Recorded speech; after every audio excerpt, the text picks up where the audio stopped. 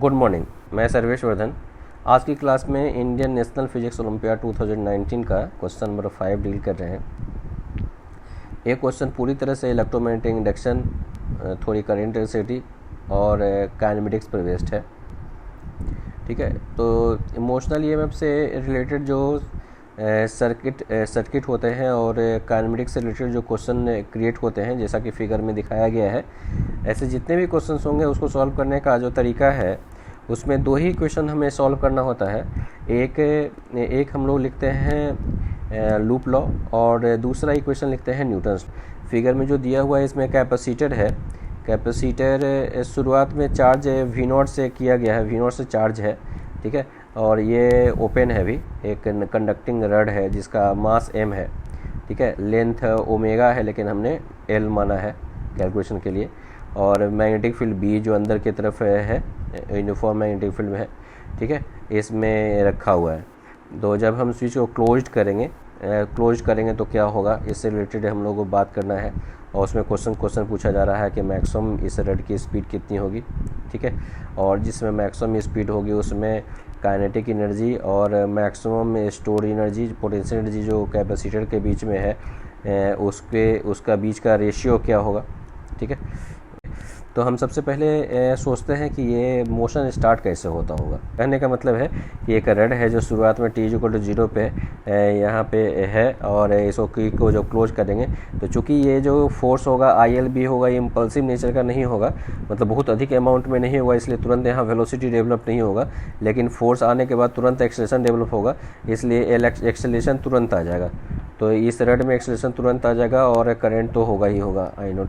उसके बाद ये t=0 का फिगर है हम, ठीक है, और हम जो है वो एट ए टाइम t पे हम एक कंडीशन कंसिडर कर रहे हैं कि जिसमें रड मान लेते हैं कि यहाँ से x डिस्टेंस ये मूव कर गया और मूव करने के बाद ये रड यहाँ पे पहुँचा है और इस रड की वेलोसिटी उस समय v है।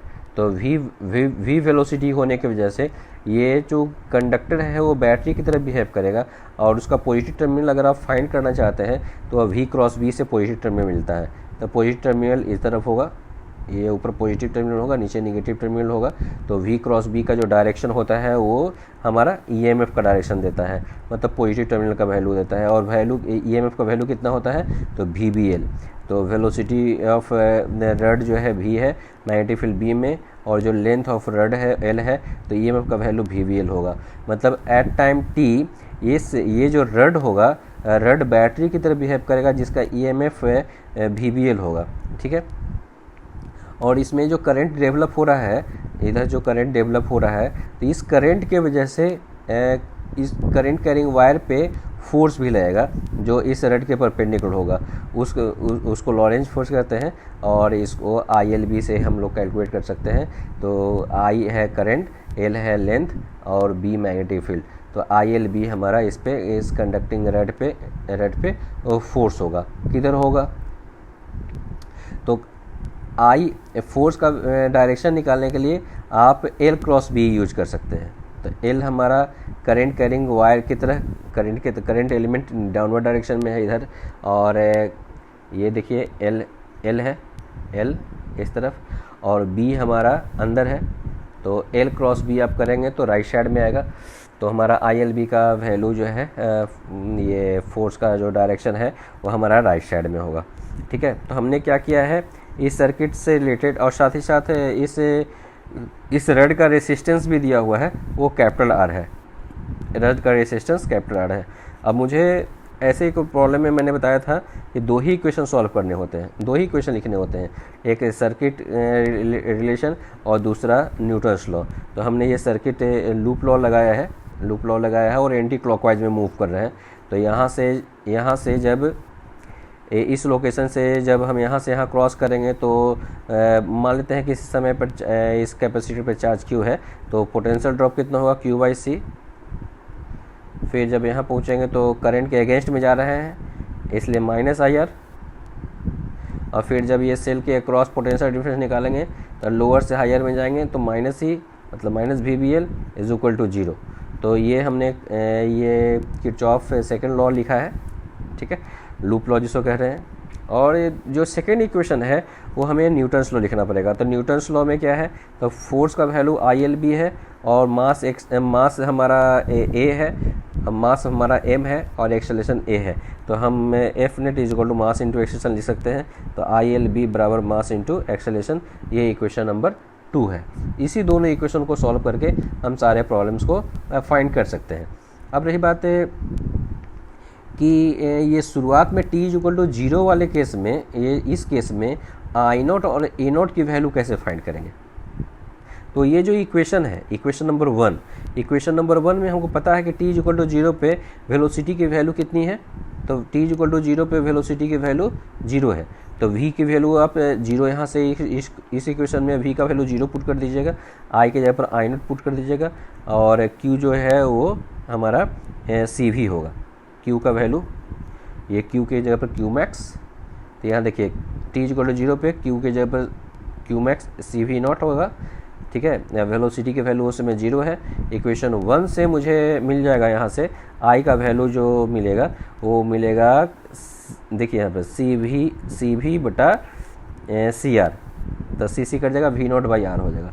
तो करंट का वैल्यू हमारा V0 बाई R हो जाएगा और इस समय करंट का वैल्यू V0 बाई R हो जाएगा। और उस समय एक्सेलरेशन कितना होगा, तो एक्सेलरेशन के लिए आपको इक्वेशन नंबर 2 में आना पड़ेगा। I का value V0 by R put कर देंगे यहाँ पे और हमें एक्सेलरेशन का वैल्यू मिल जाएगा। उस समय इनिशियल एक्सेलरेशन का वैल्यू होगा V0 L B by MR। तो इतना एक्सेलरेशन होगा हमारा शुरुआत में, रड का एक्सेलरेशन। जब मोशन वो स्टार्ट करेगा तो उस समय एक्सेलरेशन इतना होगा, उस समय वेलोसिटी 0 होगा लेकिन एक्सेलरेशन होगा। ठीक है, ये है t इज इक्वल टू 0 का इन्फॉर्मेशन जो हम लोगों ने यहाँ कैलकुलेट किया है, करके रखा है, जो हमको बाद में कैलकुलेशन करने में मुझे हेल्प करेगा, उसकी ज़रूरत पड़ेगी। अब हमें जो पूछा जा रहा है ना, वो एक्सेलरेशन से रिलेटेड और वेलोसिटी से रिलेटेड पूछा जा रहा है। तो हम लोग क्या करते हैं, ये दोनों इक्वेशन में से I वाला टर्म को हम लोग एलिमिनेट करने की कोशिश करते हैं। करंट वाले टर्म को हम लोग दोनों इक्वेशन को यूज करके करंट वाले टर्म को एलिमिनेट करते हैं। तो एलिमिनेट करने के लिए हम लोग क्या करते हैं, पहले वाले इक्वेशन को एक बार डिफ्रेंशिएट कर लेते हैं। तो डिफ्रेंशिएट के पहले वाले को इक्वेशन को डिफ्रेंशिएट करेंगे तो, और चूँकि चार्ज जो है हमारा इस कैपेसिटर पे चार्ज डिक्रीज कर रहा है, इसलिए हम I के जगह पर माइनस dq/dt लिखेंगे। तो हमारा यहाँ पर देख लीजिए, पहले वाले को इक्वेशन को डिफ्रेंशिएट किए हैं तो हम dq/dt आया, dq/dt, यहाँ पर dv/dt, यहाँ di/dt। ठीक है, dv/dt एक्सेलरेशन होगा, di/dt, यहाँ dq/dt के जगह पर हम माइनस I लिख सकते हैं। तो ये होगा minus I by C minus ABL minus di/dt R। ठीक है, पुट I फ्रॉम इक्वेशन 2 में आप देख लीजिए, A के जगह पर हम या I एलिमिनेट करना है, हमको A के टर्म में एक्सप्रेस करना है, तो I is equal to MA by LB इस इक्वेशन में हम पुट कर देते हैं। I के जगह पर MA बाई LB पुट कर देते हैं। तो पुट करने के बाद हमें एक डिफरेंशियल इक्वेशन एक्सेलरेशन में आ जाएगा। तो हमारे पास एक्सेलरेशन में आया ये da/dt, A वाला टर्म एक साथ कर दिए, A वाला टर्म ये दोनों एक साथ कर दिए, ये दोनों पॉजिटिव होगा, उस तरफ से माइनस में आ जाएगा। ठीक है, माइनस में आ जाएगा। तो ये हमारा ये आया dA, एक्सेलरेशन को एक तरफ एक साइड में da/dA कर लिए और फिर इस तरह RS में ये यहाँ से मल्टीप्लाई कर दिए। लोअर t इक्वल टू 0 से लेकर के t इक्वल टू t तक, t इक्वल टू 0 पर एक्सेलरेशन A0 है, तो A0 से A तक हमें है इसके इंटीग्रेट करेंगे तो एक्सेलरेशन का टर्म हमें ये आएगा। ठीक है, और जहाँ A0 का वैल्यू कितना है, तो A0 का वैल्यू हमने अभी ये कैलकुलेट किया है, A0 is equal to V0 LB by MR होगा। अब फिर वही जो हमारा एक्सेलरेशन आया, हमें निकालना है वेलोसिटी फाइंड करना, मैक्सिमम वेलोसिटी फाइंड करना है। तब A के जगह पर हम dv/dt पुट कर सकते हैं। तो A के जगह पर dv/dt पुट कर दिए, A0 के जगह पर यहाँ पुट कर दिए। ठीक है, मल्टीप्लाई कर दिए, तिरछा इंटीग्रेट करिए 0 से V तक, यहाँ से 0 से t तक इंटीग्रेट करने के बाद हमारे एक्सेलरेशन का वैल्यू इतना आ गया, वेलोसिटी का वैल्यू इतना आ गया। और हमको पता है t जब इंक्रीज करेगा तो v भी इंक्रीज करेगा, वी इंक्रीज करेगा तो कब टी इन्फिनिटी पर वी मैक्स होगा, तो टी इन्फिनिटी पर ये क्वांटिटी क्या हो जाएगा, ये क्वांटिटी जीरो की तरह टेंड करेगा क्योंकि ये माइनस में है, टी इन्फिनिटी पुट करेंगे तो ये क्वांटिटी जीरो हो जाएगा, तो वी का वैल्यू वी मैक्स का वैल्यू इतना हो जाएगा, तो वी मैक्स का वैल्यू यहाँ तक हम लोग कैलकुलेट कर चुके। इस तरह से हम लोगों का ये पहला ए का ये सॉल्यूशन हो गया है। अब क्वेश्चन बी में जो है वो पूछ रहा है, देखिए क्वेश्चन देख लीजिए, क्वेश्चन आप देख लीजिएगा। क्वेश्चन में पूछ रहा है कि consider a ratio R of the maximum kinetic energy attained by the rod to the energy initially store in a capacitor, what is the R max, मतलब इस रेशियो की मैक्सिमम वैल्यू कितनी होगी, the possible value of R by the approximate choosing B. ठीक है, तो आप यहाँ से ये देखिए R is equal to half m v max का whole square is equal to energy हो गया हाफ सी वी स्क्वायर। यहाँ से वी मैक्स की वैल्यू यहाँ से पुट कर दिए, पुट करने के बाद यहाँ से एम स्क्वायर से ऊपर नीचे डिवाइड कर दिए, ये क्वांटिटी दोनों जगह है, इस क्वांटिटी को x मान लिए। अब हमारा ये वेरिएबल है, इसी क्वांटिटी को पूरा को अगर हम चेंज करेंगे तो r रेशियो चेंज होगा। अब हमको पूछना है कि हमको ये पता लगाना है कि r का मैक्सिमम वैल्यू कितना होगा। तो r का मैक्सिमम वैल्यू निकालने के लिए हम लोग dr/dx करेंगे, x के टर्म में डिफ्रेंशिएट करेंगे, जिसको 0 करेंगे, 0 करके पुट करेंगे तो x का वैल्यू 1 आएगा। और इस तरह से r मैक्स की वैल्यू निकालना है तो x की वैल्यू यहाँ पुट करने के बाद 1/4 आ गया। तो इस तरह से b का सॉल्यूशन हो गया। r मैक्स का मैक्सिमम वैल्यू, r का रेशियो का मैक्सिमम वैल्यू 1/4 हो सकता है। ठीक है ना। अब ये जो c है, ये एक इम्पोर्टेंट रिजल्ट मुझे बता रहा है। ये जो r मैक्स का वैल्यू 1/4 आया, ये r मैक्स है क्या, r मैक्स है काइनेटिक एनर्जी बटा maximum potential energy store in a capacitor का रेशियो 1/4 था। इसका मतलब कि जितनी एनर्जी स्टोर्ड है उसका 1/4 ही रड के काइनेटिक एनर्जी में जा सकता है। मतलब अधिक से अधिक 25% ही जो कैपेसिटर में एनर्जी स्टोर्ड है उसका 25% ही वो रड को काइनेटिक एनर्जी मिलेगा, बाकी 75% वो हीट एनर्जी में वो कन्वर्ट हो जाएगा। ठीक है, बाकी 75% हीट एनर्जी में कन्वर्ट होता रहेगा।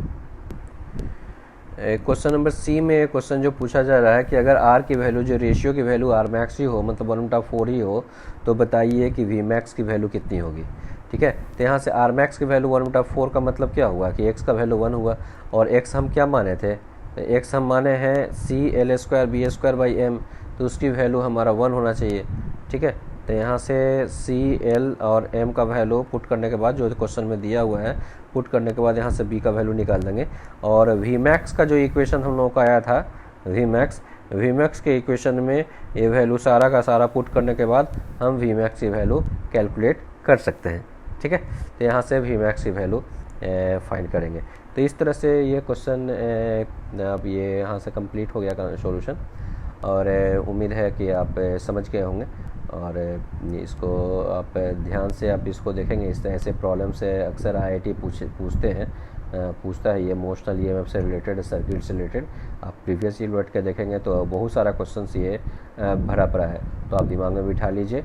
ऐसे प्रॉब्लम को सॉल्व करने के लिए हम 2 ही इक्वेशन लिखते हैं, एक लूप लॉ और दूसरा रेड के लिए, रेड अगर ट्रांसलेट कर रहा है तो हम लोग F = m में, अगर रोटेट कर रहा है तो I = CM = I α।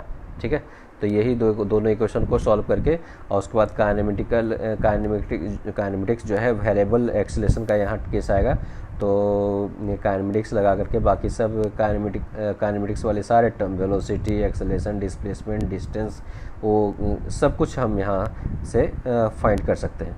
ठीक है, उम्मीद है आपको पसंद होगा, अच्छा लगा होगा, और आप अपने ये मनपसंद जो चैनल है उसको आप सब्सक्राइब कीजिए, लाइक कीजिए। ठीक है, ओके, थैंक यू।